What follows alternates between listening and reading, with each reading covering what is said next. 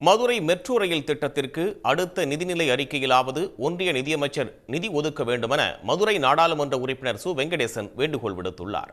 மதுரையில் செய்தியாளர்களுக்கு பேட்டியளித்த அவர், மதுரை விமான நிலையத்தில் தமிழ் தெரியாத யாரையும் பார்க்கிங் கட்டணம் வசூலிக்க அனுமதிக்க கூடாது என்றும் வலியுறுத்தியுள்ளார்.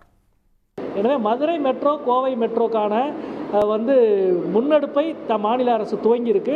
நிச்சயமாக ஒன்றிய அரசு மதுரை மெட்ரோவுக்கு உரிய அனுமதி கொடுக்க வேண்டும், உரிய நிதி ஒதுக்கீடு செய்ய வேண்டும். அடுத்த பட்ஜெட்லையாவது நிதிநிலை அறிக்கையிலாவது மாண்புமிகு ஒன்றிய நிதி அமைச்சர் மதுரையை சார்ந்தவர்.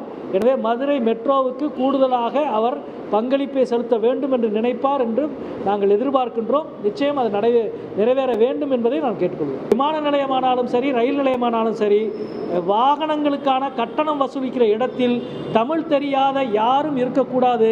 இருந்தால் நாங்கள் அதை அனுமதிக்க மாட்டோம் என்பதை 2 நிறுவனத்திடமும் ஏற்கனவே தெரிவித்திருக்கிறோம். உங்கள் மூலமும் தெரிவித்துக் கொள்கிறோம். உடனுக்குடன் செய்திகளை தெரிந்து கொள்ள சன் நியூஸ் பெல் ஐகானை கிளிக் பண்ணுங்க.